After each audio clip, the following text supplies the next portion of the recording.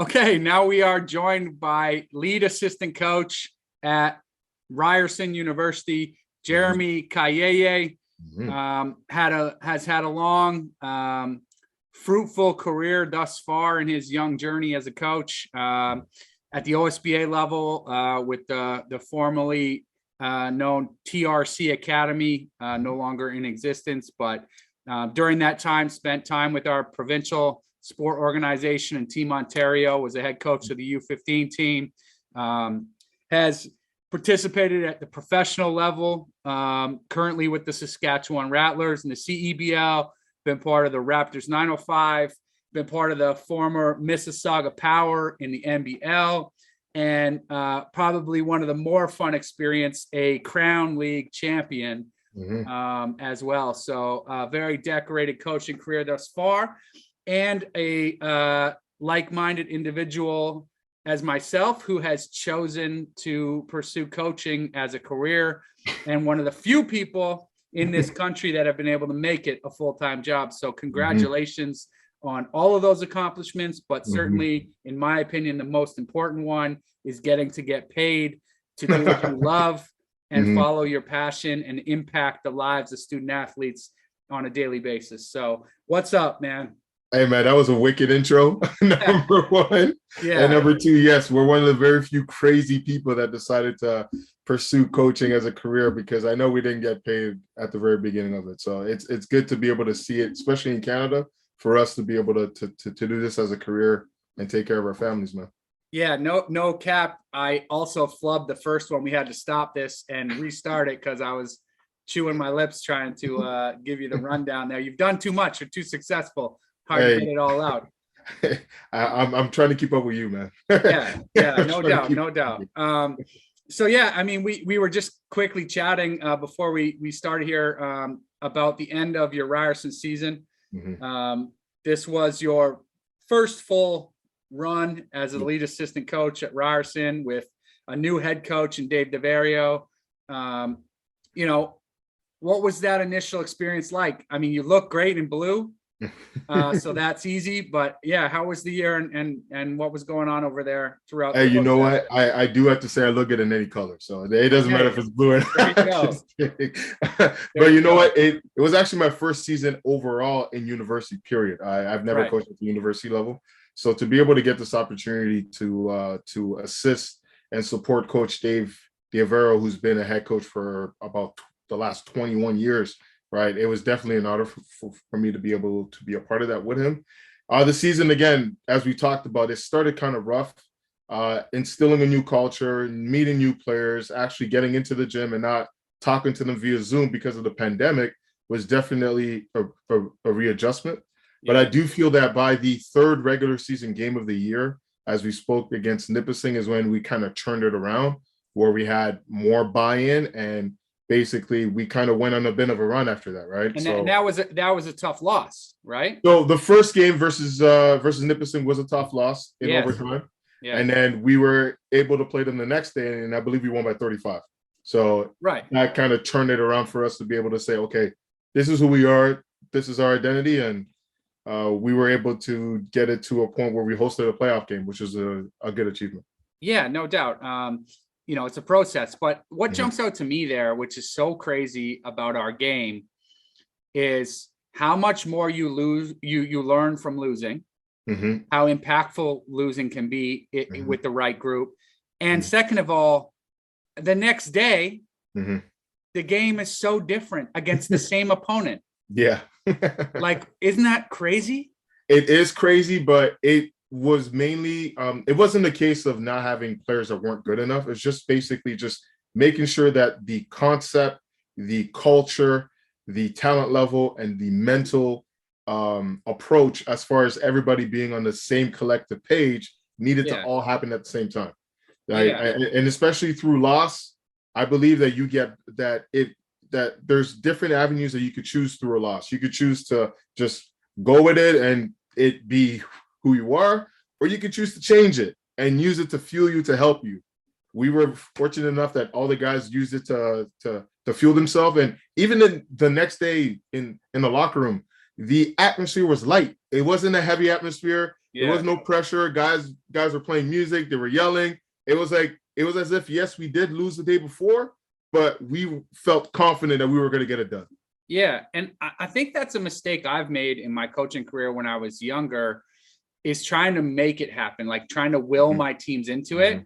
And, you know, saying all the right things, like believing we could win, believing in our guys, but then actually not acting that out, like putting more pressure on my team when things go poorly, like correcting all the time, pointing out mistakes, like going in at halftime and going berserk, like after games, like going berserk. Like, you know, when I look at that now, when I've taken more time to be reflective and be more thoughtful in my approach, I wonder how much that really impacts our improvement and our learning, or does it just scare a kid into doing it once and then you're going to have the same issue over and over again? You know what? It's funny that you say that, and the fact that, again, it's very fortunate to be in the position that I'm in with Coach Dave, is that is the direct approach which he didn't take.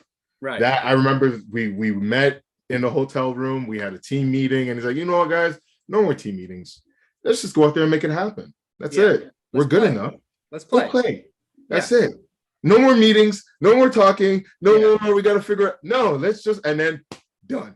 It just happened. So I love that. So through experiences, man, I am the same way as you as well too. So don't feel any type of way. But having that guidance and seeing someone that has done it for a long time at the national team level, right, and at our level, at the university level, at such a high level, like it was good for me to see, to experience it. Now, for me to be able to share with you, now it's like, okay, we're both getting better now.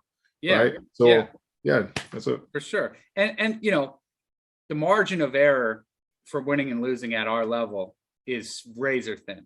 Like this. I just watched Gonzaga lose to Arkansas. Okay, spoiler alert if you didn't catch that. But I see it on my phone as I was having the meeting prior to this, so I was I was devastated. I had them in the finals versus Arizona. Zags are out. Zags are out. Brackets busted. It's all over, but the crying. But it made me remind myself, like, the difference between a 4 and a 1, Arkansas and Gonzaga on a one and done game is so razor thin. It's literally like a few possessions. It's like a missed defensive assignment here. It's a missed open shot there. It's a bad foul, and it's like game over. It's crazy. We had that actually happen in early, just yesterday, right? Where a team, again, I'm not sure if you want to name them, it's up to you, but Queens University, Carleton, who happened to beat Carleton University, and those guys have dominated the OUA for the past 20 years. They've never not made it to the finals, and for them to lose in the semis, again, it's razor thin, even in our league, right? So, for sure. And listen, if you win as much as Carleton over the past many years as they have, you're goddamn right we're going to mention it when they lose. It's like that's the first thing you get to say. Now, correct me if I'm wrong. They still go to nationals, do they not? I believe they do, because they would still get the wild card, because they're the at best, large, right? Yeah, they are the best team that is at large. By far. So let me tell you this: a woman scorned is your worst enemy. Carleton after a loss is your worst enemy. Yes. You watch them go.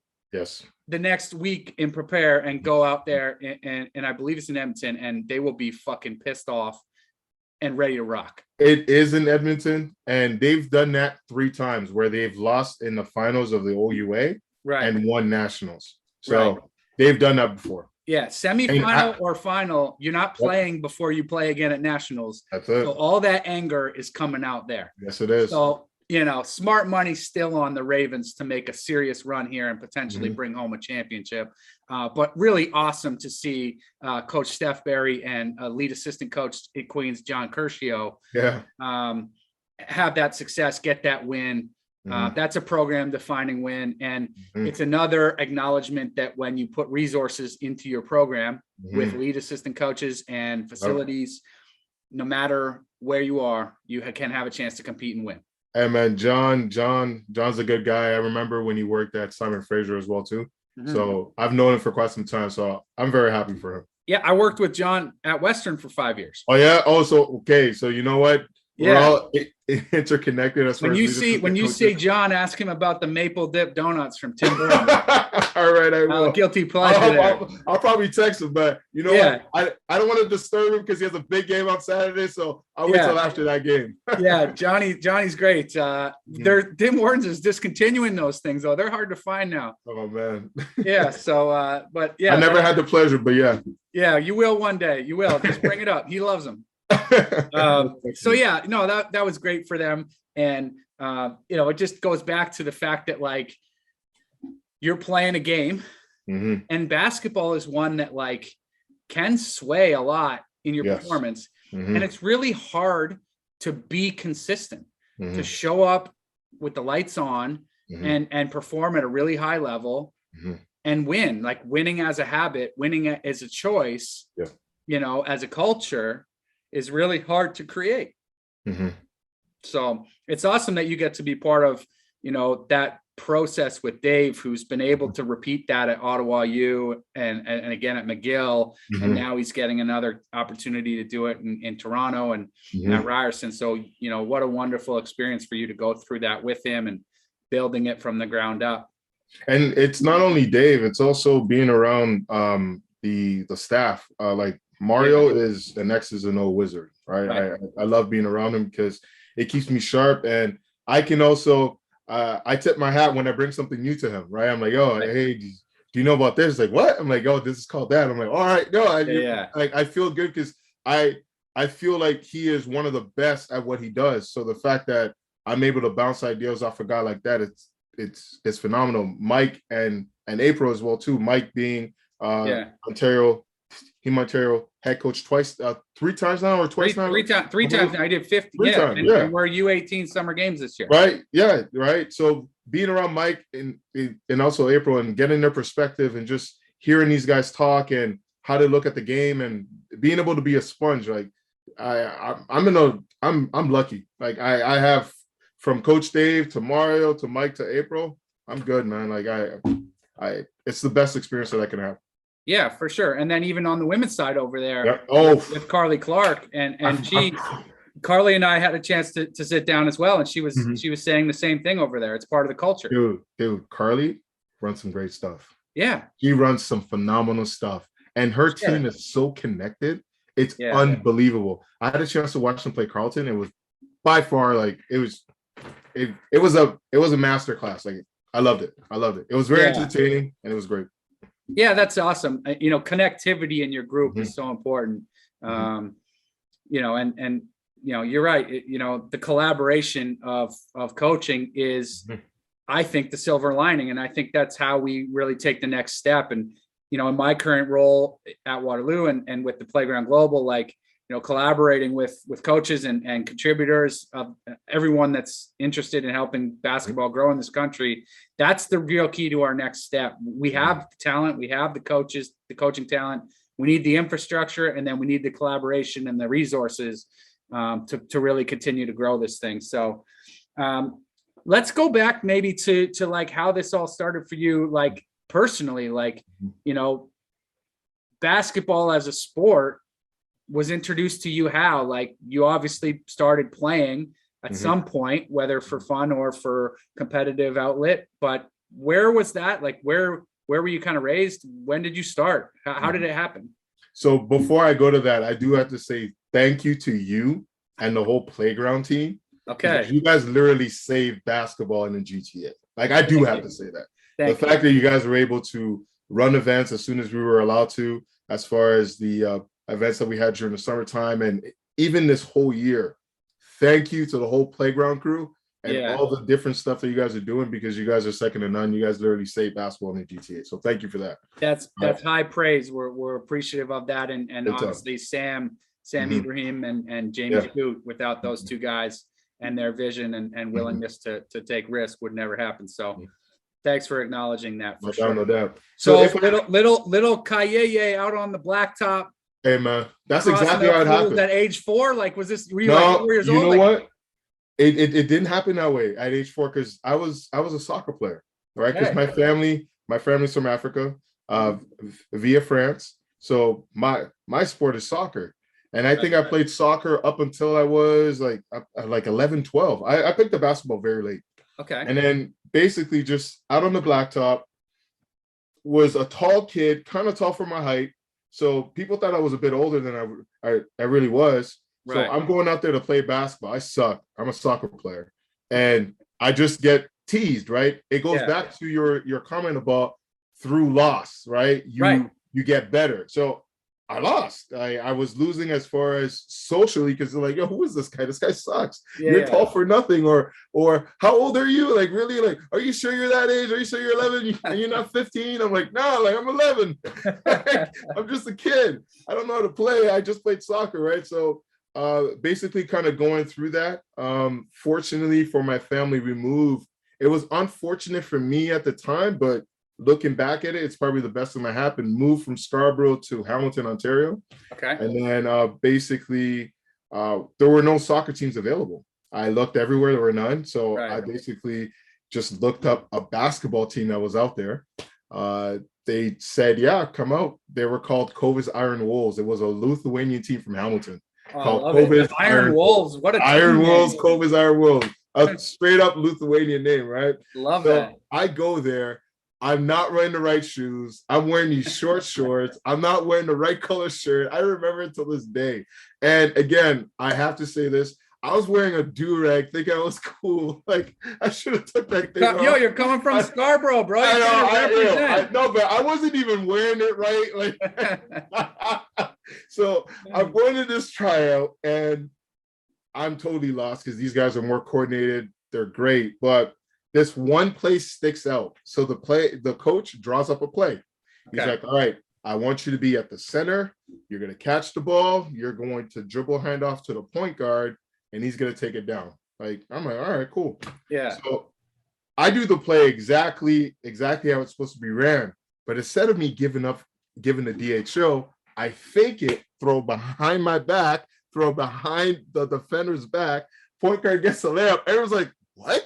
I'm like, yo, I play soccer, so I knew that he'll be there, right? So that's a through ball. That's a through ball. You know what I mean? So I use my soccer skills and the fact that I can see the board and actually follow it, right, to my advantage to be able to do that. After that, it was like second to none as far as me playing basketball, watching videos. Leo Routens, when he had a video out in Harbour Park, he had a little VHS. Gannon Baker, all those guys kind of training and kind of getting my game up, and that's how I got started. As far as playing basketball, that's how I got started. That's unbelievable. I love the whole notion of like that one successful play sparks and sparks it. Like, as coaches, we have to be always aware of how impactful we can be without really kind of like succumbing to that pressure and like never wanting to take any risk or say anything to anyone. But it's amazing that, that could spark that type of interest for you. And, I'm sure since then you've done that for so many young players yourself. So that's a really cool story.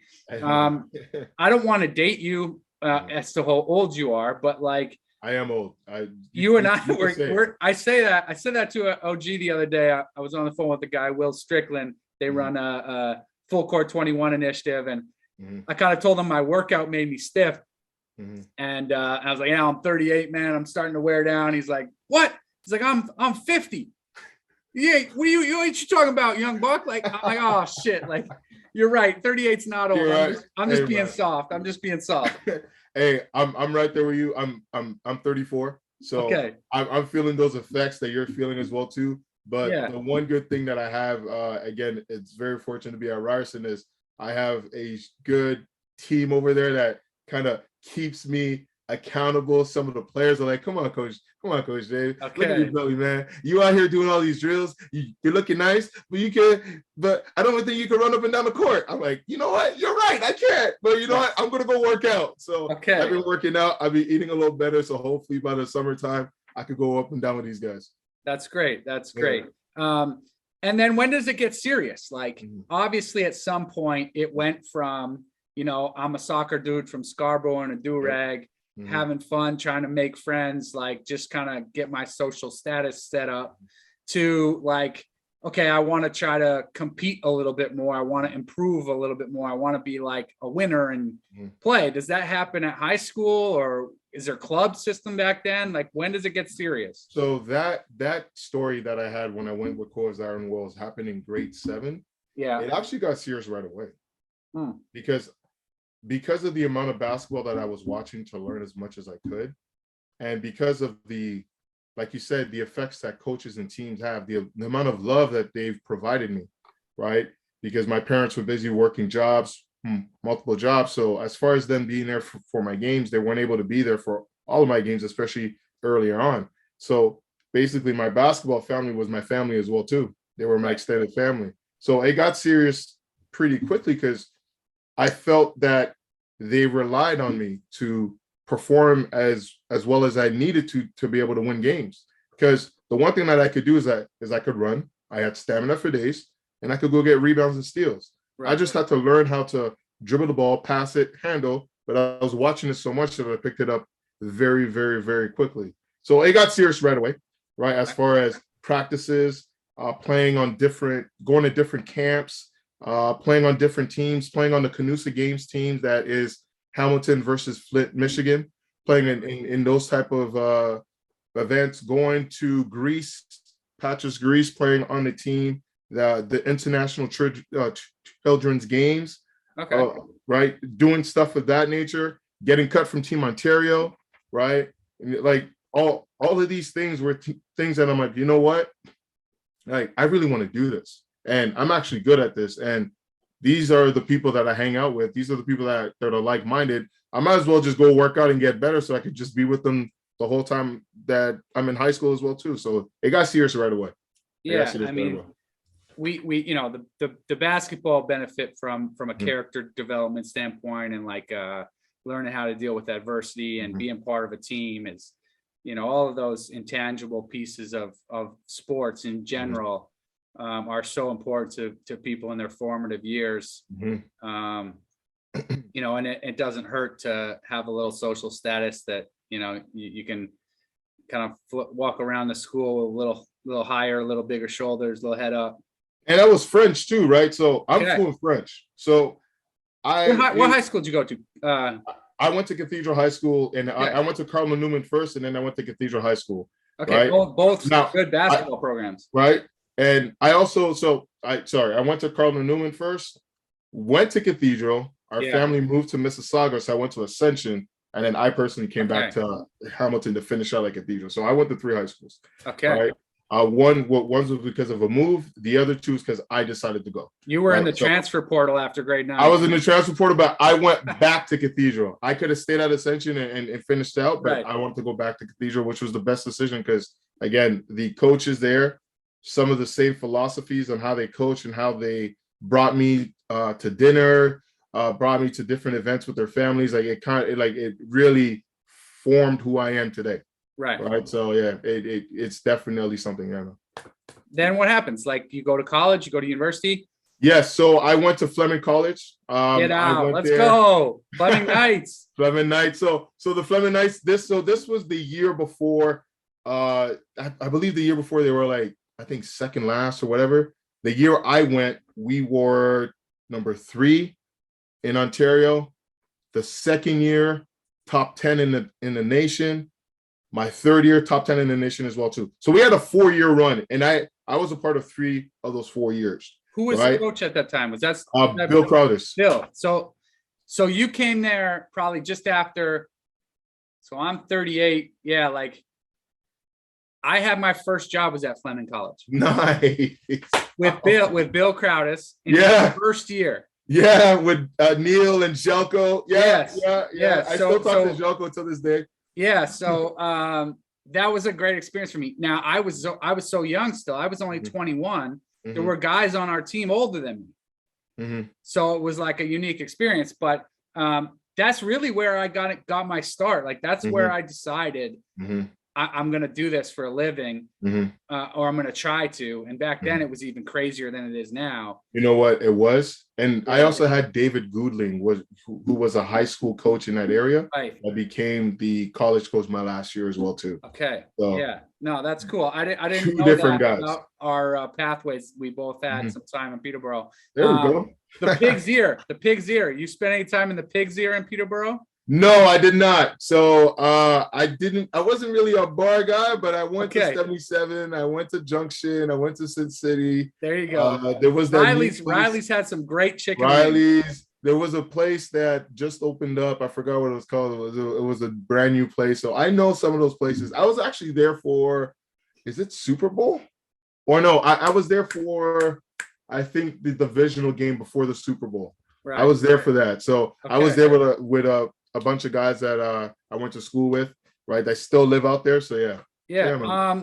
I'm trying to do a camp out there at our playground location. Let's connect on that. I'll try to get you out there. I actually did one with Josh Williams. We were teammates. Time to hoop. So I actually did a camp for him in late August this past summer. So me going back to Peterborough will be a familiar place for me. Okay, let's try to get you back there and see how we can help them grow what they have going on there. Big time. Okay, so you have this great run. You get to be part of a winning team, which again, now that you're a coach, you realize, not every player that gets to the next level gets to play minutes. No. And they also don't get to necessarily be on winning teams because it's not a participation event. It's about winning and losing, and that's all that really matters. So what a fortunate opportunity for you to be part of those successful teams. But it ends, right? College ends. And do you go right to coaching? What happens? How do you transition from playing to coaching? So before I go into that, I do have a story. The very first day I met Bill Crowders, right? Okay. So Crowders, sorry.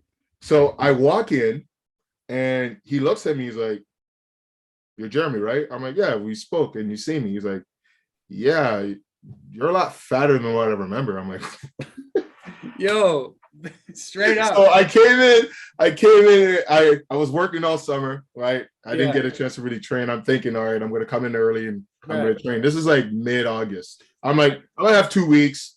I'm going to lose weight. I'm going to be fine. He looks at me. He's like, "We have 12 guys on the team. You're my 13th man. There's an imaginary guy in front of you. Until you get in shape, you're not touching the court." I was like, I looked at him like, what? Yeah. I'm like, yo, I busted my ass. I love it. And then I ended up starting. So that was, so that's the story for all the kids that are like, "Oh, my coach doesn't like me." Yeah, you know what? Maybe he doesn't, but guess what? If you put in the work, he'll love you. Yeah, so, that's awesome. And knowing Bill, I mean, we've reconnected in the last couple of years. But Bill's a truth sayer, and Bill motivates you, and he wants to win. And that's, if you can help win, you can do your job and contribute to winning, you get what you deserve. There's no free passes out there. No, not with Bill, I can tell you. Yeah, and that was, I think we almost killed him that first year because we were all rookies. I'm his assistant coach. I'm virtually a high school hockey player that's just like helping him coach basketball. He was gracious enough to keep me on. But after that year, he used to tell me all the time, "Wait and see what I recruit. Wait to see who I bring in." He did. Wait till I see who I bring in. We're going to turn this whole thing around. Hold on. I think I still have. I have it here. I have it somewhere. I still have my recruitment letter that he sent me. I love that. I still have it. And I told myself I will never get rid of it. Yeah, here it is. I love that it's on hand too. You just got that. I have it right here. Look, Fleming College, Jeremie Kayeye, and Bill Crowders. Like, I still have it. Right? I still have it here. I'll never get rid of it. I still have my Fleming sweaters somewhere in here. My jacket. I wish I would have been able to get jerseys and shorts, but that's for another day. But man, wait, hold on. I do. Right here. Yes, sir. I saw this is the original first year Fleming jersey. Look at that. That's they call that dazzle, don't they? Yeah. That dazzle material. Yeah. So that's the first year. After that, we got a Adidas sponsorship, Nike sponsorship. I want those jerseys. So hopefully one day I could get that. But yeah, man, it was definitely an experience. I actually wanted to quit so many times that year because it was so hard that first semester, because he would have us go in the morning, go at night, run 6 a.m.s, lift. I'm like, how am I supposed to do my schoolwork, right? So as far as learning time management, right? And now we have so many resources in place. I don't think we really had those in like 2007, 08, 09. We didn't really have those then, but man, now that we do, it's a lot easier, but man, it was definitely a process to get used to. It's still so hard. The commitment to play any sport after high school while you're a student athlete is immense. It's very difficult. And in the past, the old school way was if you can overcome me as the coach, you'll be okay. So I'm just going to blast you with adversity, make it really hard for you. And if you overcome that, you're going to be a much better person. These guys have it easy, man. It's different. It's just different. It's different, man. It's just different. Like, and it's so easy to transfer. It's so easy to quit. There's so many options, different directions you can go. That hard work isn't the only option. That was the only option back then. No, you just overcome it. You just overcome it. That's it. Or you quit. And no one wanted to quit. So everyone overcame it. And we all got better for it. You couldn't quit because you'll see the same guys at basketball runs. You'll be like, yo, why'd you quit? You can't quit. No, they would get after you for sure. There's no question. There's a couple things that sparked my interest there. One is like how special it was for Bill to write you a letter, personalize the recruiting process. And how in our time in OSBA with prep level, which would be the higher level high school age kids, and with sort of a general Canadian perception, I think that, CCAA level basketball is no good.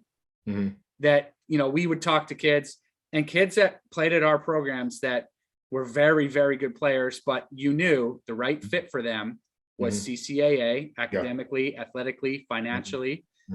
And there was always sort of a negative connotation with that. Like it was almost like they thought that was a failure. I think that's complete shit.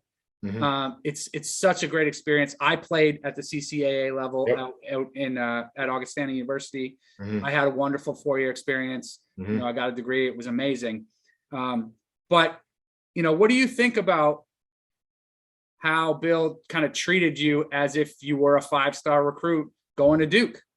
You know what? That actually made me feel very special because I believe at the time I had the University of New Brunswick as well too looking at me. And again, maybe because I was young, maybe I wasn't ready to go all the way out there. And I don't regret it for 1 second because my experience at Fleming was exactly what he wrote in that letter. It's not going to be easy, but you are going to be put in a position where it's going to affect you for the rest of your life. And looking at me now, I'm like, yeah, you affected me for the rest of my life. I'm here now. Right. I'm actually competing against you now because he's over at Ontario Tech. Right. So it's just funny how things just worked out to the point where he is a man of his word. He told me that I'm going to change your life, and he did change my life because I'm a coach as well, which is beyond my wildest dream. Back to your question, you're asking how did that transition afterwards? I didn't transition. I went to work. I went to work. I'm French speaking, right? So I was doing I was working with a company called Rico Canada. It's an imaging photocopier sales, bro. That was my first job after university. But mine was in sales. I was in more of the services because I spoke French, right? My best friend then, when I was the sales guy, was like, I need a good service guy because I don't know how to fix this thing. There we go. I just knew how to sell it. That's it. So we would send the service people out. Okay. Right. So I like it. When you're calling, you're complaining, you're yelling at us. Okay, yes, all right. I'll get them out in 30 minutes. Done. Right. So I was actually doing that for Quebec, the East Coast, and I believe Alberta as well too. And then I ended up moving into more of the retention and sales part as well too. I had a part-time job at Foot Locker. Right. So I did both of those things, but it was never fulfilling. Right. And my younger brother actually played basketball as well too. And when he was 15, was playing with the Ajax Lions at the time. Ajax Lions had a partnership with Grassroots Canada. So they were either practicing out in Ajax or they were practicing out of Falstaff, right? Which is a gym I'm very familiar with because I used to go out there and play out there. when I used to live out here going to Ascension out of Malton. So it was just right there. So I went there, and I just went there to drop him off. Like, I'm going to drop you off, maybe watch a couple of minutes and go get something to eat, and then I'll bring you back home. He's like, no, Jay, just stay. I'm like, all right, cool. So I stayed. The head coach at the time, his name is Terrence Phillips. He has an assistant coach named Francis Friedel. Unfortunately, Francis passed a couple of years ago. But those guys just looked at me and was like, hey, man, you want to help out with the drill? Like, we need a coach on that side. I'm like, all right, cool. What do you need me to do? He's like, just need you to pass. And then they're doing this drill where they're going to the basket, blah, blah, blah. I'm all right, cool. So they're doing this drill. My side's done. They're still kind of doing something. I'm like, all right, yo, guys, just do this now. All right, cool. They're doing that. All right, I do that. They're doing that. And these guys are looking like, yo, I can see them looking like, what the hell is this guy doing? Right? But I'm just making them go through drills, just normally go through drills. And then at the end of it, they're like, hey, all right, guys, let's come together. Let's do this. They take me to the side. I was like, yo, dude, like, you did good out there. I'm like, I did. I'm like, yeah, man, you were natural. You were very commanding. I could hear your voice. You were clear. You were concise. I'm like, I'm just doing drills. I'm like, all right, cool. So that turned into me coming around to more practices because they asked, hey, just keep coming back. So I came back, led up to going to, so 2 events literally made me become a head coach, a coach. Okay. First event, going to Newmarket for a tournament where they had both the A team and the B team. My little brother played on the B team. We go there, and A team and B team are scheduled at the same time in 2 different gyms. Okay. Right. And the assistant coach is not there. It's only Terrence Phillips. He's like, shoot, who's going to coach the B team? Jeremy, coach the B team. I'm like, all right, cool, whatever. I'll coach the B team. He's like, yeah, just don't play your brother too much, right? Because we don't want parents to say, I'm like, yo, my brother's one of the best on the team. He's going to play. So he's like, all right, cool, whatever. We ended up making it to the finals, and then we lost in the finals. Nice. And then they're like, holy crap. And then the second event, we go to Detroit, and it's not the same thing that happened. I believe the same thing happened, but Francis was there, and he's like, you know what, Jeremy, let's see if you can do it again. I'm like, do what again? Coach. I'm like, and bring him to the finals. I'm like, I don't know if I could do that again. He's like, man, let's see it. Let's see if it wasn't a fluke. I'm like, okay, whatever. Okay. We make it to the finals again. Let's go. But this time we faced a team that has Kyle Kuzma on it because he's playing a few years up. Okay. Right? So playing against a legit NBA guy, and we lost in the finals, and then that pretty much kind of sparked it. And long story short, from my brother playing on the 2 team, he's actually playing in France right now, playing semi-professional basketball, hopefully getting to a point where he gets that full-fledged professional contract and he's good to go. Actually, no, sorry, I apologize. No, he is a full-fledged professional. He's looking to move up a division. So yeah, amazing. Man. There's a theme here. There's a theme here with the Kayeye boys. Hey, man. It's called paying your dues. Paying your dues. And man. Working your way up. That's it. And I love that. That's awesome. That's an awesome story. And I hope that anyone that hears this that is like, thinking about coaching or maybe isn't even thinking about coaching, but happens to be in the environment of basketball in one way, shape, or form, find a way to contribute. That's it. It can just start at Falstaff. That's it. Doing a drill at one end, and it can end at the Raptors 905. Ryerson lead assistant coach, it doesn't start at Jane, Finch and Jane to Young Street. Let's go. It's real Hopefully life. Get down to Bay Street on Lakeshore.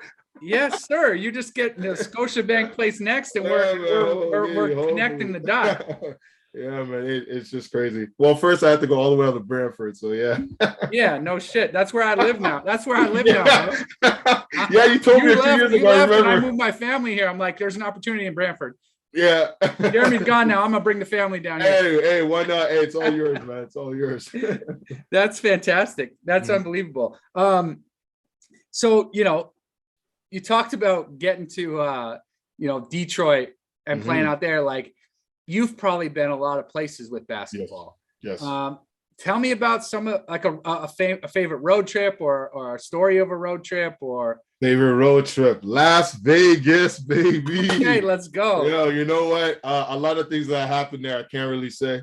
Everything that happens in Vegas stays in Vegas, baby. Yes, right.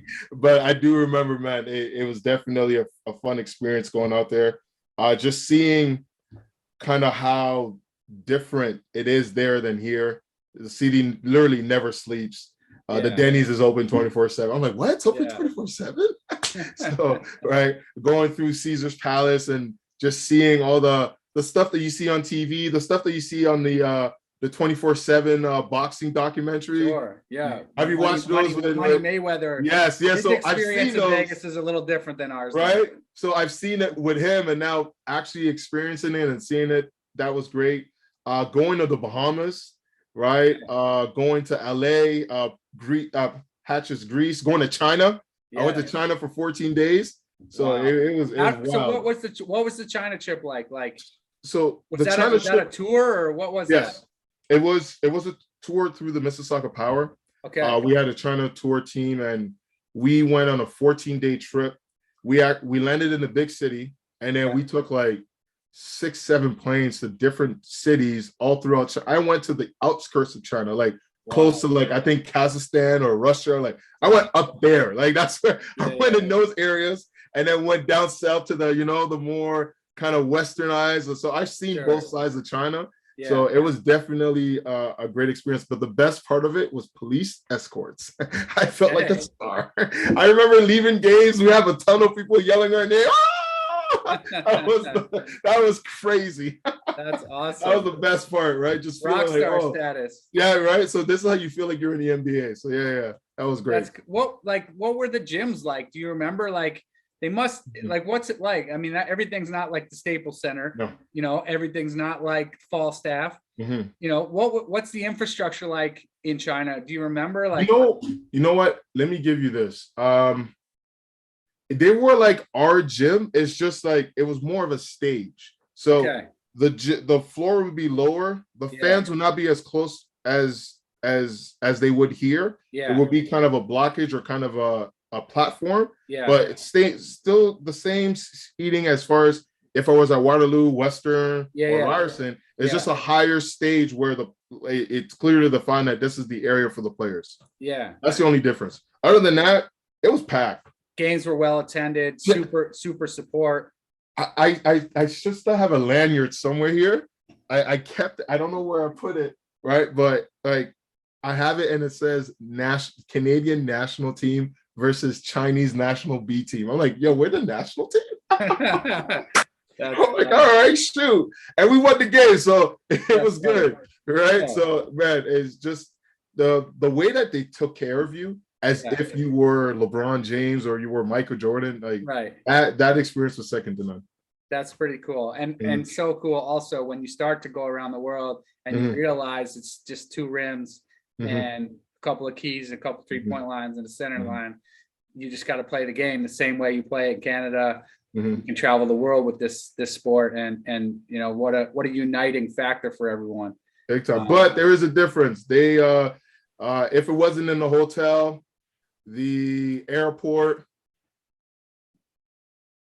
you had to squat to take a shit. So yeah, that's the only thing I didn't like. That's a cultural difference. That's the only thing I didn't like. I'm like, yo, you walked in that room like, oh my god. Yeah, you just hope your star player doesn't get nervous before the game. That's it. So hey, you better take care of it at the hotel. You better take care of it at the airport because those are the only places that have a toilet. Everywhere else, there's a hole. So that's the only thing I'm like, whoa. I'm like, okay, cool. Yeah, that's the first world problems meme on Twitter there. Most definitely. Yeah, no cap. That's great. What about how style of play? Like, from a Chalk Talk perspective, you travel the world. We as Canadian basketball identify partly with the European game, partly with the United States game. Anything stick out from your experiences and style of play? Like, did you ever go somewhere and play and you're like, all these guys are running some whack shit and it's working? Like, yes, the state of Indiana. Okay. The state of Indiana. The catch and shoot kingdom. Dude, you could be facing a team full of 5'10" guys that in warm-ups you're like, oh, this is gonna be a piece of cake. Yeah. And they'll give you 30. Yeah, they'll shoot the shit out of it. They'll just do their job. Yeah. Right. So it sticks in my mind like nothing else. And then just basically just going over to the international game, we familiarize ourselves a lot with their game. So going there, I felt a bit more comfortable because like, oh, this is the way that we play. Right. As far as playing the FIBA game, fast shot clock, fast reset. I'm like, all right, I'm used to the speed. So that was kind of what I found going internationally. And I think that's why a lot of Canadians I think that's what we have more pros that are Canadians that are Usport than I believe any other division out there as far as being in Europe and being successful in Europe. Right. Yeah. Yeah. And anybody that can get paid to play basketball, which is something they would probably do for free, is doing okay. Yeah.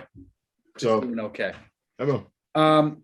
So we've talked a little bit of international stuff. You know, the Team Ontario, the provincial sport organization involvement you've had. You and I have worked on parallel teams. We haven't had a chance to work together yet. Surely that'll happen at some point. Yes, it will. You know, with the provincial team, we play domestically. We don't travel internationally. But we also, you and I, and you probably a little more than I have, you know, dipped your toe into the Team Canada training camps and helped out around there. Have you traveled yet with Team Canada or? So I have not traveled with Team Canada as of yet, but I was a part of the National Training Center that they hosted here out of Humber College, Lakeshore. Yeah. Basically taking the guys from the cadet, junior, development and senior national team. Yeah. And basically whenever they're in town to pop in for workouts, right? Yeah. We would have on court, which is the staff that I was a part of, weight room and athletic therapy, right? Basically before the CBL kind of started, so that they have a training hub to be able to come to and get good training and stay sharp for their season. And now with the CBL coming in, it kind of changed that and the pandemic as well too. Yeah. Right. So I want to see kind of what that looks like this year. Yeah. But that's basically what I was a part of, just the development portion of working with these guys. Yeah, and that's great. And I don't know, the casual fan probably doesn't realize the connectivity of the provinces to the national teams, and certainly our, you know, provincial national championships that, you know, Ontario, BC, Quebec, Nova Scotia tend to do quite well in. Are really the feeder system to our national programs. And you were lucky enough to have the opportunity to lead our U15 group as a head coach. What was that experience like? And did you find it to be different than some of your other head coaching experiences or? It was definitely different because there was a curriculum to follow, as you know, right? There was a certain way that they wanted us to prepare the next generation of Canadian athletes that will be playing on the national team. Right. Which we were fortunate to have a few of those guys be on that team, I believe the following summer, down in Argentina. I believe it was in Argentina or Puerto Rico or something like that. So just basically just kind of seeing it from their perspective on what they're trying to do so that once they do go from the provincial team to the national team, it is as seamless as possible so that they've seen the defensive coverages, they've heard the language already. So that once they hear it again in a 2-week window to prepare to go out for a 4-week tournament, they already have a head start. So that's basically who we were. We were the guys that would prepare them to get a head start for the national team. Yeah, that's awesome. Yeah. You know, all of that is about player development, right? It's like, how do we get guys better? How do we move it up? Like,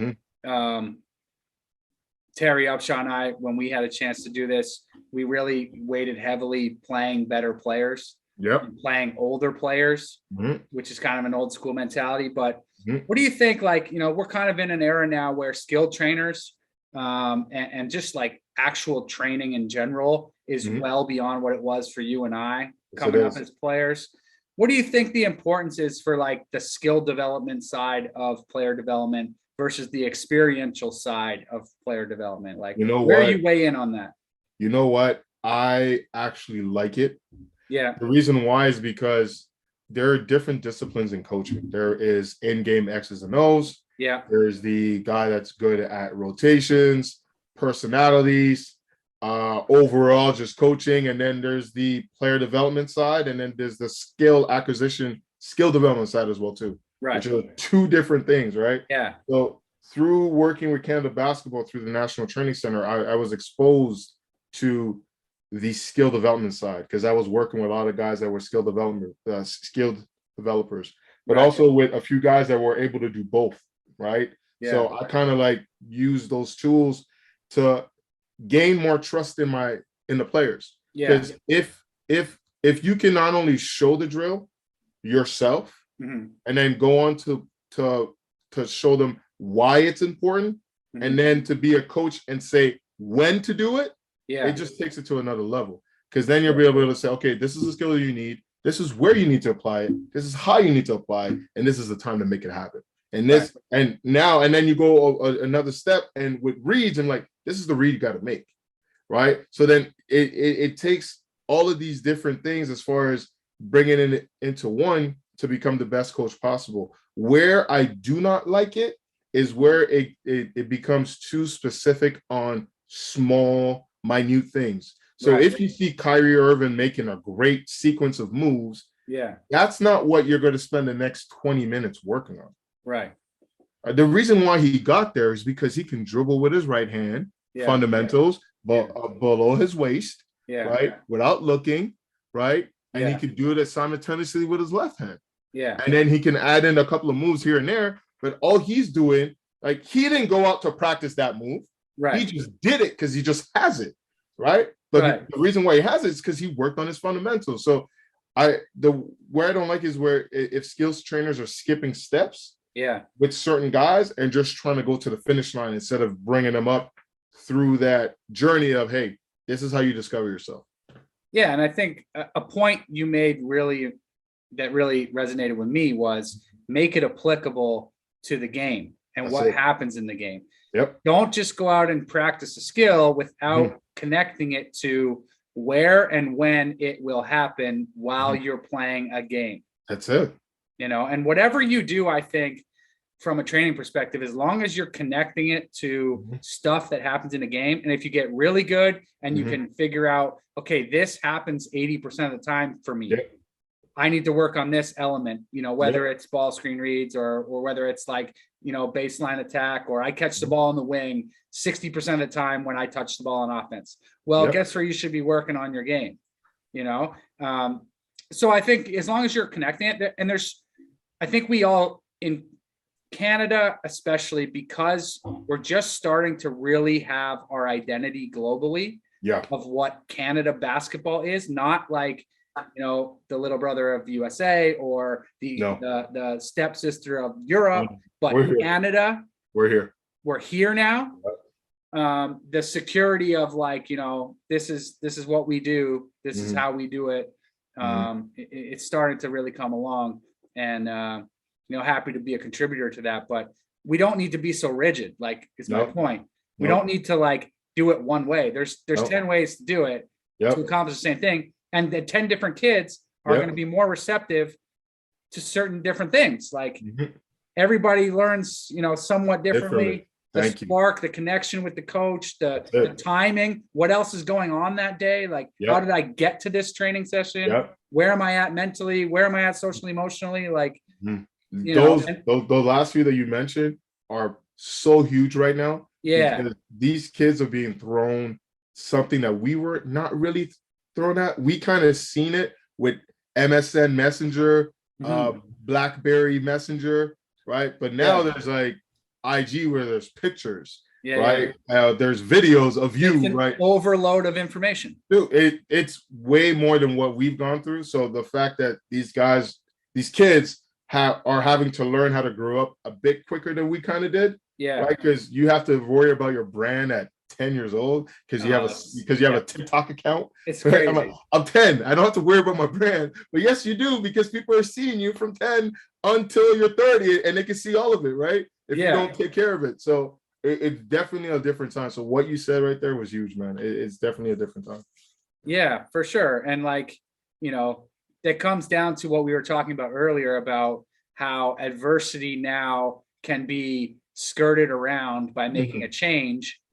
because if I tell you how to do something as a coach, you can pick your phone up and 5 minutes later see 100 different coaches tell you how to do the same thing slightly differently and say, oh, well, you don't know what you're talking about, coach.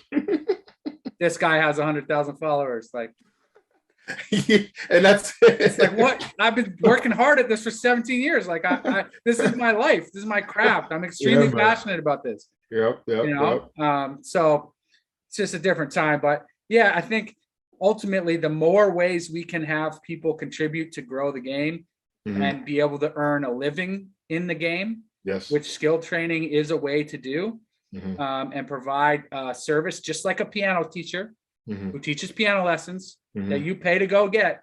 You can pay a coach to go get your hourly basketball lesson outside of the team. And really, would you not agree that that's kind of the minimum now? Like, going to practice is just one small part of the development process. You know what? Especially now, yes, it is. With the availability of gyms that we have available now, it's definitely part of the process. Hiring a trainer, working with a team of guys. But there is one more thing that I'm starting to see a change happening, especially with what we're doing right now, is we need more coaches just doing what we're doing right now. Just talking. Like, for you to understand my background now, the way that you're going to interact with me, it's going to be a lot different.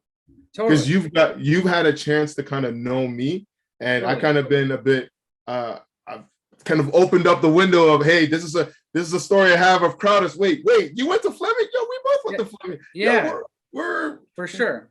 We're like bros now. Like it just changes, and it's only going to make us better if we're all kind of on the same page of, okay, let's compete. Let's compete, but let's collaborate. Because we did the compete part, you and I, for many years. And never had more, we had the pleasantries. We always cared about each other. We had great sportsmanship. But we never talked. No, it was only on the court. Ralph, what the hell you say, Ralph? What the hell? And it's like, all right, good game, bye, and then that's it. Exactly. And that's we're talking about like 5 years, 6 years. Yeah, man. So and again, like, that's where I think the insecurity of coaches hinders us, because we don't really know what we're doing as far as like the growth and the rapid growth that we've experienced over the past 5 years. Like 5 years ago when we started, or 6 years ago now, when we started Southwest Academy, we were a public enemy. Like, you're ruining high school basketball. Yeah, I remember that. It's like, what the hell are you talking about? Like, we're just trying to do something. We're providing something. I'm quitting my job and like dedicating my life to this. Like, and I'm apologizing to people for it. Yep. I remember. I'm not being celebrated for dedicating my life to growing the game and the sport. And not that I need that, because credit, I also think, is one of the biggest detriments to improvement in worrying about credit. That can hinder your improvement level. But I'm saying, like, we're kind of at that point now too, where it's like, let's be more inclusive. Let's create more ways for people to make money. Like, it's good if somebody can make money coaching basketball. It's not a bad thing. There has to be levels. We need to have a philanthropic approach. We still need the $100 for a 6-week program. And we need the churches and the schools and the cities to offer entry-level programming. That has to be part of it, but it's okay for there to be levels, and it's okay for people to, be different or find unique ways to generate business and provide experiences to people. And like, that whole collective growth element of things and being different, and the pay to play model of privatizing gyms, which is what we're doing at the playground. And it's a combination of everything. It's not, and we get so focused on like, it's one way or nothing, like, we got to just be open. Like, you're totally right. And the growth of the game is attributed to what you're doing at the playground. It's part of it. It's not the whole thing. It's just part of it. Before, I think you might have maybe named like maybe 10 or 15 gyms that guys will go in and run. Now you can just, go to playground Durham. Go to playground Brampton. We're all going to run there. And everybody's coming together, and there's spots. That's it. In the winter, man. That's Canadians. Us resourceful Canadians. Now there's definite spots that we know that are going to be open, that are available at a good price. And come on, man.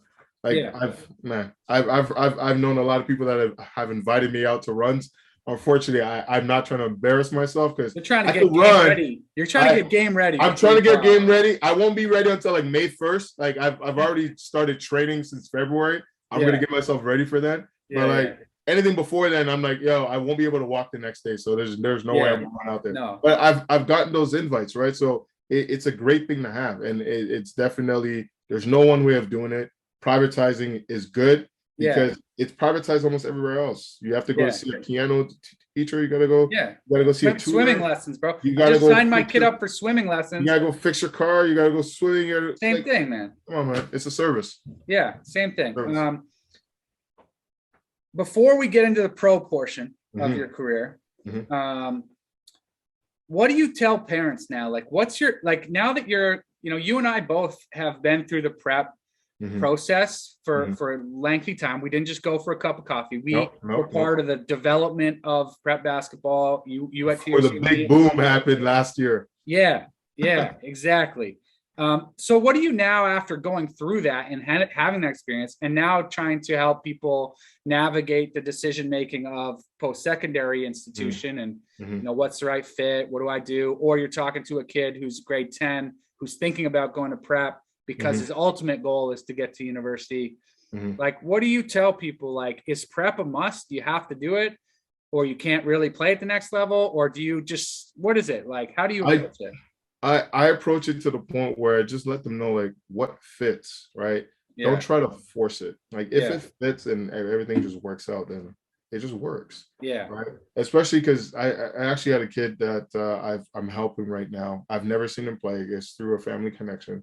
Sure. And they're basically trying to ask me, hey, should I go to this prep? Should I go? I'm like, okay. Has he ever played in the GTA before? Yeah. No. Oh, he hasn't. Okay.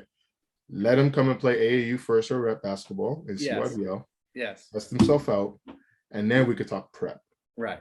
He's in the 9th grade. Right. He's going into he did his 9th grade, going into the 10th. I'm like, so he has time. Yeah. So maybe if he doesn't go in his 10th, maybe he could go in his 11th grade. Yeah. But not only does he need to be here in the GTA, get used to it. Yeah. Right. Then he needs to go to school in this area. And then you can think about going prep, which might be away from this area. Right. Right. Because sometimes you want him or her to learn how to do their own laundry, how to cook for themselves in the morning, how to manage their time without their parents, right? So it all takes some time for that to happen, right? So as far as on the prep side, just again, prep is not the end all be all. It is something that is very useful now, and there are more eyes there. Yeah. So usually, if you're not in prep, you better be dominating. Because if you're not dominating, then it's going to be like, all right, then let's see some of the attributes that you have that are different than the guys that we've already seen, right? Yeah. So other than that, but as far as the university guys, honestly, it just fluctuates because it's personal to the person. Yeah. Right? There's no one way. Just like you said, there's no one way. Yeah. You have to just basically go into the situation, understand who they are, and just if you provide their needs, and if you don't, hey, good luck. No, please don't commit to a school in our division because we want to see you twice. I'm just kidding. Go anywhere you want, but like just make it fit. Just go to the right fit. That's it. Yeah, and there's a bit of chasing the dragon now with the Division I dream, and we know it all too well. Being part of the prep scene is like first of all, there's a considerable investment involved financially to go to a high performance environment and be part of that. That stuff, being able to actually deliver a high performance environment costs a lot of money. It's not like, I could say I'm a prep and we just go to 5 tournaments and we don't really practice and we don't, take a holistic approach. And that's not going to cost as much. But if to do it properly, it's a very expensive endeavor for the organization and for each individual who's, trying to be a part of that. So they often do it with an expectation that I'm going to get a scholarship back. And that does happen. It is possible. But it's really kind of a difficult way to approach your improvement by, basically saying, because I paid, I get this. Nope. Like it's not like that. No. And then the other part, I think, is the timeline. Like I always try to tell kids, like, it's more important for you to be at home when you're 14 and 15 years old than it is to play basketball anywhere. Yeah. Unless you're literally a unicorn. Like if you're like, we all know the 14-year-old kid that is going to be an NBA player. Yeah. He needs to go, or he needs to be supported a little bit more. I understand that. But that's 1%. Yeah. You know, I think at grade 11, if you're a standout, and this is kind of like a hockey model where like at 16 years old, you get drafted into the OHL. Yeah. It's like, okay, at 16 years old, we've played the puberty game. You know, kids have all kind of leveled out now. The kid that had chest hair in grade 6 and the kid that hit puberty in grade 10 are all kind of coming together now. Yep. And you kind of make that decision. But even at grade 11, like if you're not a standout, I mean, there's hopefully, and I grew up in Belleville. So like, you know, in that instance, you might just have to, because there isn't anything else to sort of. Hey, you know what? Belleville, Kingston, there's some ballers there, man. Yes, we produce a little bit, but with the programs, there's not a lot of options. Yeah, man, you're right. There's some ballers there, though. But then, like, you know, grade 12, I think it's important if you want to play at the next level and you're going to graduate after grade 12, there's no better place to develop the life skills and the time management than in the prep racket, you know? So the one thing that parents and student athletes forget is that prep is prep.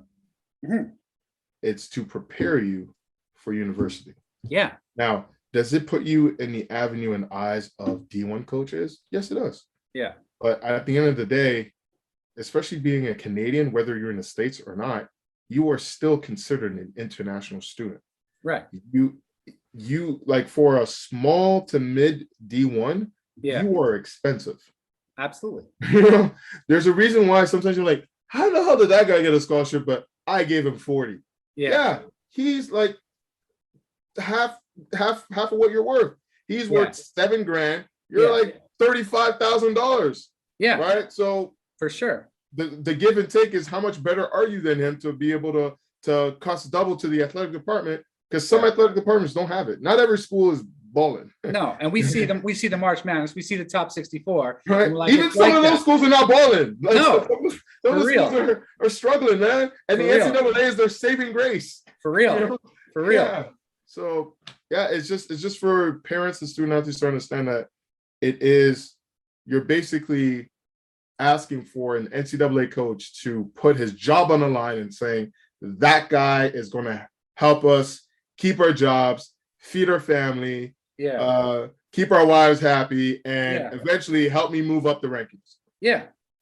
So if you take it into that perspective, then it's like, oh, I have to be very, very good. Yeah, and you gotta be very good every day once you get there too. Every day. So it's not just one good game, it's every single day. Yeah. Now it's a little less of a scale here in Canada, but it is kind of the same thing. It's very coach. Hey, coach. I seen this guy. I think you should look at him. Yeah. Is he better than? But yes, he is. Okay, I'll look at him. Yeah. Oh wow, he is great. Okay, let's talk to him. Like that's the same way, but maybe to a lesser scale, because we're not giving out full scholarship. Hopefully soon we will, right? But it's kind of in that same realm where it's like, oh, you're literally keeping a coach's job in the States. Yeah. So for him to offer you, it takes a lot for a coach to say, you know what, come to our program. We feel that you can help us. Out of the 10,000 kids we've seen, or the 10,000 kids we could choose from, you're one of them. Yeah. And even when you're one of them, you're one of 50, because sometimes schools just offer. Yeah. First come, first serve. It's a different animal in the States. Yeah, for sure. What do you think we need to do to get to full scholarships in Ontario? You know what? I gotta be careful when I say this, because I don't want schools to to feel that I'm kind of pushing them to the side. But put just an idea. It's not. We're just spitballing here. I would say basically just getting in schools that are serious about it. Like there are some schools, whether it's at the university level or the college level, that can say, we can do it. Mm-hmm. There are definitely some schools that can make it happen. But we have the funds right now to make it happen. Yeah. I believe they already have it in women's hockey, I think. I think they offer fulls, or they had a program where they were offering fulls. Right. But I would say like for the sports that are more widely viewed in the States, right?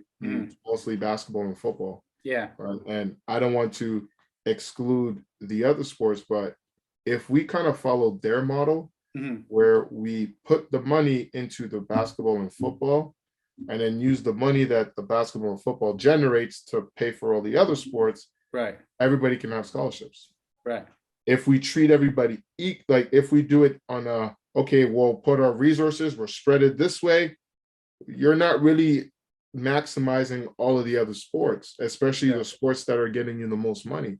But if you're focusing on those sports and saying, we're going to put the money here, we're going to get the eyes and the TV money, the sponsorship out of here, and we're going to put it into curling, hockey, badminton, volleyball, whatever it is that still gets eyes, but not as much, then it would grow, just like in the States.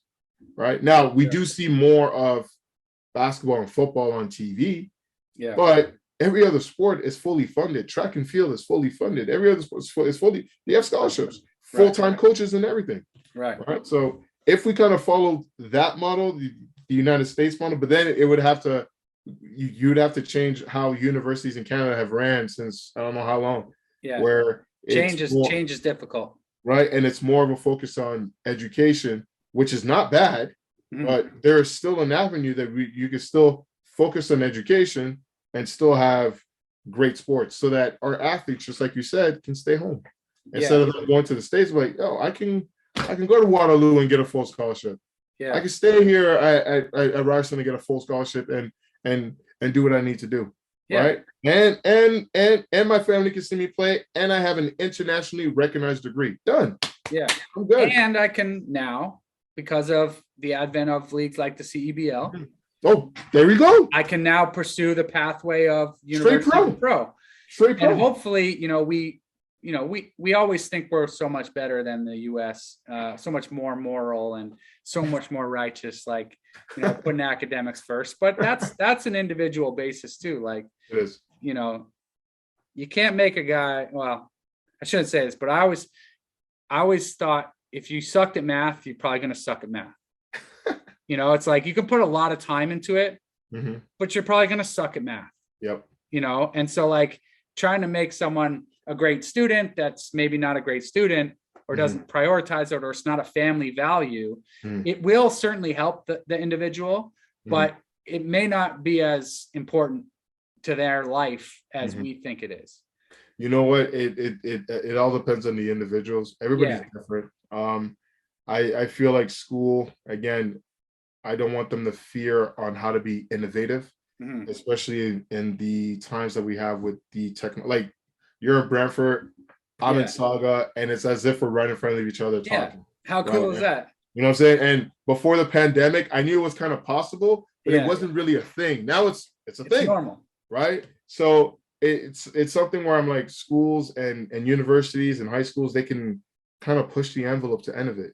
Yeah. Right. Instead of just staying stagnant, like you said, if he's not good at math, okay, there has to be some type of aspect that he can get within math, because he needs it, because he has to count his money. Yeah. Right. You have to learn finances in some type of way. So maybe it's not the way math is being taught. No, sorry. Maybe it's not that he's not good at math. Maybe it's the way it's being taught. Sure. It's like, you know what? This doesn't interest me, but guess what? Mortgages do. Financing, insurance. Oh, shoot. You know what? I need to know about that. Car payment, like, it's true. Whatever it is you want to do with financials, this is how you take how to get a lawyer, how to pay a lawyer, how much is the cost, like all this. Oh, I'm paying attention in class. So those things, like, maybe it's not math that's the problem, maybe it's how it's taught. And I think, admittingly, you and I probably aren't the ones that should lead the educational reform. No. But it's great. It's great for us to, because we're involved with student athletes, care about how we can improve that side of it as well. And I think the best case scenario is you go 4 years, 5 years at an institution, you get a degree, and then you have some time now to go pursue your professional career in basketball, and understand that it when it ends, and it always ends, and it often ends before you're ready. And except for LeBron James. Yeah, and even LeBron. Except for LeBron, because he's going. Yeah, but LeBron's such a bionic man. He'll be like 44, and he'll get hurt and not be able to play. And he'll be like, "Damn, I was going to play 4 more years." Yeah, and Tom Brady. yeah. Tom's like, I'm coming back. And Michael Jordan might make a comeback at some point. Yeah, we can never count him out. MJ for real. Yeah. But yeah, like, go play pro after you get your education is the key. And now you can do that. And in fact, the CEBL has an amazing program in partnership with Usports where you can actually get professional experience while you're still in school with an opportunity to, in lieu of your tuition, earn a bit of credit towards your cost to go to school. What a phenomenal play for the domestic league to do that, and certainly set up a pathway for players to continue forward. Not only players, coaches, and staff. Yes. My time in the CBL helped me prepare for this season. Right. Just the fast-paced, being extremely prepared for games. Just the overall culture. I had a chance again to work with Mario there at Saskatchewan, and also a coach named Connor, right, where he came from the Mavericks tree, right, the Dallas Mavericks. So kind of learning how the Mavericks are kind of working, and how they were moving, how they were making readjustment from practices to games, and just seeing that helped me, and I brought those elements with me this year. Right. So it's not only for players like Aloy Pandy, who wins Rookie of the Year, goes to the CBL, the year after wins Player of the Year, right? A TJ Lau, who was at Carleton, a good player, has a decent season with Guelph, becomes the Player of the Year, and now he's way more confident than he's ever been. Like the CBL really helps. Like the CBL, my experience is second to none. And I hope to be back in that league as well too, to continue doing that as well too. Yeah, and so how about Saskatchewan as a province? What a bunch of good people out there. Hey, you know what? Just salt to the earth people in Saskatchewan. You know what? I didn't know what to expect, because when I went there actually in the mid-season, because they were going through a coaching change. Yeah. And I basically came in the middle of the season, and I'm like, okay, I'm going to Saskatchewan. I've never been there. I don't know what to expect. Yes. Am I going to be the only Black guy there apart from the team? Right. But I can honestly say, like, it was phenomenal to be there. Yeah. I had no issues. Right. Walking around at night, early morning walks by the University of Saskatchewan is a phenomenal neighborhood. Like when I mean phenomenal, I mean like $5, $6, $7 million houses, and just walking around, and just like it was great to be in Saskatchewan. It was great, and the weather was actually very surprisingly great. Very right. Yeah. Rough Rider Nation. Did you get a chance did that affect you at all? Like, were you out there when the CFL was going? Like, so I didn't have a chance to go watch a CFL game because we were in Saskatoon. So we weren't in Rough Rider. We weren't in Medicine. Like, I believe they're played by Medicine Hat. Medicine Hat's in Alberta. No, sorry. No, not Medicine Hat. They don't play in Saskatoon. Regina?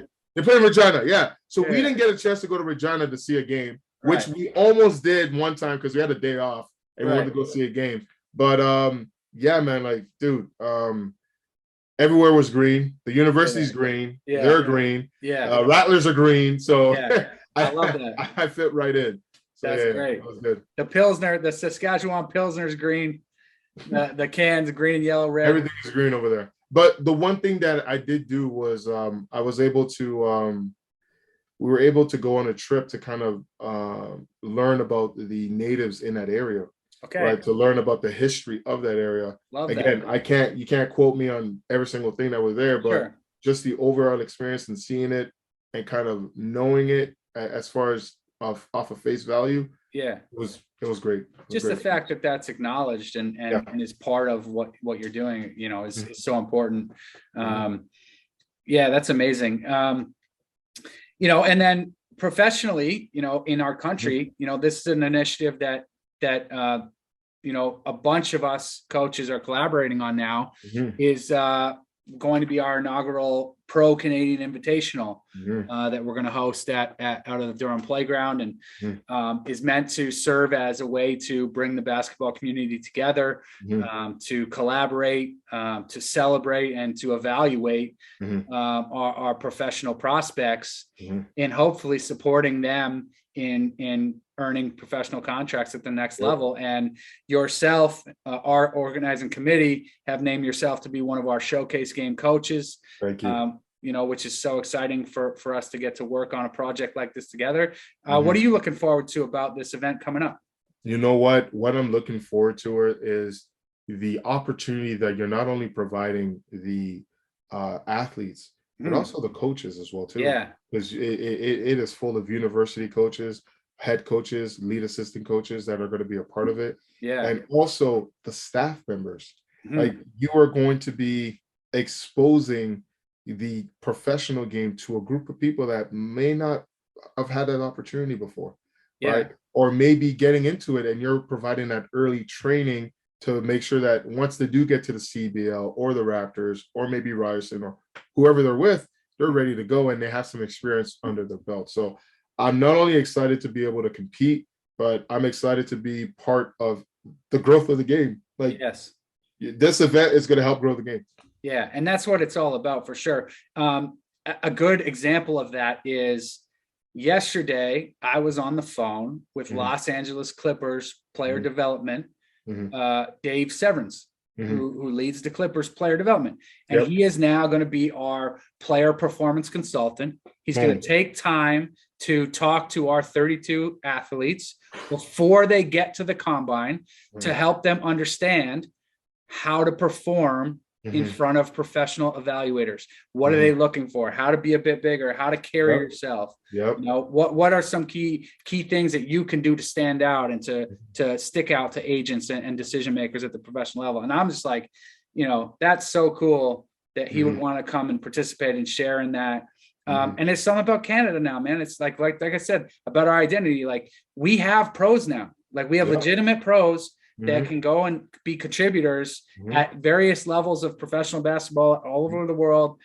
And hopefully this event can be an opportunity for the world to have a chance to look in at all of us collaborating and working and trying to put the coaches and players up front, and all the support staff too, of like this whole thing. It's just become a massive collaboration, and we're so grateful that you're going to be a part of it. And, you know, we'll see how it goes, and we'll learn and we'll test and we'll grow. And hopefully it can be a sustainable long-term pathway for our college and university Canadian graduates to the professional game. It will be, because you'll see the excitement. You'll see the jobs that will be had out of this combine of guys being discovered.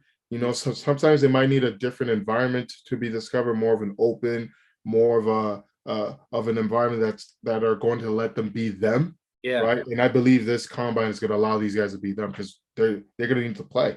Right. And it's true. Man. And it doesn't hurt that we have some of the top people in the music to help us with our identities, like the Drakes and the Biebers. So the world is watching us, right? So this is a great event. This is a great event. That's the next call I got to make. I got to leverage the Scarborough Shooting Stars and Nico to get Drake. Okay, Drake's running the halftime show, and we're at the Scotia. Oh my gosh! Look, it's going to be packed. Look out! Are you sure you're going to be there to watch basketball? 20,000 strong for our young Canadian pro prospects. That's the goal, it's gonna be sold out. That's the goal, bro. That's the goal. That's great. Listen, I like to always, we're kind of going on. I'm sure we could talk for hours. I like to try to round out the conversation with a question about the playground. And you know, one of the great parts of my job right now is that I get to prospect where new potential locations could be for us to build gyms and communities that want to support that, you know, difference in approach to the game here, where it's, you know, we'll pay for gym time as opposed to maybe getting it highly subsidized by the schools or whatever, to create more access, to create year-round uninterrupted access and inclusive indoor spaces. So here it is. What if we gave you a blank check and said, you could put a playground anywhere you want? Where would you put it? and what would it look like? Would it be, 10 courts? Would it be 6 courts? Would it have physio involved? Would it, like, go to town here, like, have fun? We're growing the game. You could put a playground wherever you want. Where are you sticking it? If I had a playground, knowing that there's one in Scarborough, Durham, Brampton, there's one in Burlington. Yeah, Oshawa, London, Peterborough. You got most of your ends covered. You have it covered, right? Because it's a lot better to drive out, find parking, because I'm not sure how it is in the core of Toronto to find that type of space. Yeah. Because that will be what I would say, to find it, to have one centralized, but it's hard to get the space in the parking. Guess where Carly Clark wants hers? At Ryerson? Centralized. Downtown. Yeah, centralized. Like, same thing. Right? Yeah, right? It would help. I would say if I had a blank check, I would find a location where I can provide an environment where I can have the state-of-the-art strength and conditioning. Yeah. Right. Yeah. Making sure that it's a location that's easy to get to, especially off the airport. Off the highway. Yeah. Right. Phenomenal parking, right? Yeah. And free, so that parents can come there and feel comfortable being there. Yeah. Having space to have a locker room, multiple locker rooms, weight room. Mm-hmm. And I think you guys already do that. Yeah, but listen, this is the cool part about that question is now your mind is racing about, like, oh shit, what would I want to put in there? What do I do? And you already have it. Yeah, well, we have a lot to improve on, but we've got the blueprint, right? Yeah, you have the blueprint. Yeah, and now it's just about making it accessible to more people, and spreading that footprint, from coast to coast, and helping. Not just put them in and walk away and say it's $120 an hour, but helping with community outreach and driving corporate Canada and corporate America to now what is a centralized resource. Imagine think about how many times you and I, like, over the years been like, yo, can you sponsor my team? Yo, can you sponsor my prep school? Like, yo, but to, like, a business, there's not a big hook there. There's not a real value from a marketing and advertising perspective. Once you start talking about, like, 6 locations, 30 courts, the connectivity of all the basketball community utilizing eyes that will be there. Yep. Then you go global with the live streaming. You go socials with the digital. It changes. We're just pooling resources to have a better ask and a better value proposition to corporate Canada and advertising marketing dollars, so that we can subsidize court fees, and so we can create credit, and we can, those who can pay will pay, and those who need a little help, there should be something where we can help them here and there. But ultimately it's a business, and we want to make everyone accessible, but we also want to be just a part. We're going to be a part of it. We're not trying to eliminate the schools and the municipalities. We're trying to enhance the potential opportunity for basketball players in the community. And man, you hit it on the nail. It was perfect. Honestly, you guys have everything. There's not much I could think of right now. That was a great question. Yeah, but I could definitely. What was that? Remember the show Stump the Schwab? Yeah. Well, I kind of stumped I was stumped for a bit because I'm like, wait a minute. I want downtown, but there's no parking. Yo, this is what happens to me too. So we'll find a location, and what we do is we retrofit existing locations, right? It's not like we build from scratch. There's give and take on every location. There's pros and cons with every one. You're not going to have perfect parking, perfect washrooms, perfect HVAC, perfect layout, perfect. It's not going to be like that. You got to be creative. Like the Brampton one, we filled an Olympic swimming pool with dirt. And built a court over top of it. Wow. It's like the Durham was an abandoned factory, abandoned warehouse for years. Yeah. Now it's a hub. Of course, the parking and everything's not great yet. It'll come, but like what we have to be grateful for is the access to it, and that parking's okay. It's not. You can park around the back, and it's all right. It's tough because basketball parents, God love them, will be hell bent to get in there to see their kid play, park wherever the hell they can, Oh, big on time. the street, wherever. I don't care what the sign says. I got to get in there and see Johnny get his buckets. That's it. So there's lots to improve on, but hey, you know what? The fact that there is a lot to improve on means that you guys are actually doing something. Yeah. A lot of people are not. The fact that you are, it's to be commended. And at the very beginning, that's why I wanted to say you guys are doing something. You guys saved a lot of lives by being able to provide basketball, because mental health was huge. People were locked down in their homes. They were just getting out of lockdown, and they had the opportunity to go play basketball. The first thing that they were able to do, come on, man. Like, if we were coaches sitting at home, like, oh man, we're watching videos. I don't know how good this guy is. I don't know if I should be talking to. Like, now we have a chance to be able to go see them play, be able to interact. Hey, how you doing? Even though it's with a mask on, but like, man, you guys did a lot. Man. So and I can appreciate that, and that's high praise. Again, I really appreciate that. But even personally, like, you know me now a little bit better than before, but I'm an extroverted person. Like, I thrive on interaction. That's why I coach. It gives me an opportunity to help people and directly influence lives. And like, it was some hard times for me in that pandemic too. I can totally empathize with the kids that, identify so heavily with sport. To have that taken away, it's really difficult. And so just a byproduct of, us building the infrastructure and growing the game of basketball was the time that we did it happened to be, a really resourceful time and get people in. Perfect. It was perfect. And now that everything's coming back to normal, you're a staple now. The playground is a staple. Yeah. Right? It again, gyms are opening up, but we're still the playground. Yeah. Cost is phenomenal. The facilities are getting a lot better, and just things are just happening, and it's available. And there's so many locations, so you don't necessarily have to go out of your area to be. Come on, man. Yeah, and new programs, man. Like, let's grow it. Let's get new programs in. Let's get more participants. Yep. Let's create more job opportunities. Let's continue to focus on the holistic, growth. And it's not just about players, not just about coaches. It's about finding ways for people to contribute. Man, dope. Like, thank you for taking time to chat. I think, like, personally, we've got to know each other a lot better. I think there's a ton of value for our viewers and listeners and supporters to peel the onion back on our conversation and see where it can help them in their lives and their pursuits. And really grateful for everything you do. And I look forward to a full OUA schedule next year. Yes. Where we can compete again. We will. We're coming back to Waterloo. You never know. We got you. We got the Naismith. You guys squeaked one out on us there. I'm looking forward to competing again. And the Pro Canadian Invitational. Yes. Can't thank you enough for accepting the role. And let's make it a special event for everyone involved. That's it. Let's do that. Thank you again, and I appreciate you for being so patient with the little schedule change that we had. And man, you're my guy. Man. It's life. I got a 3-year-old and a 6-month-old. Schedule and patience is like the main ingredients of my life right now.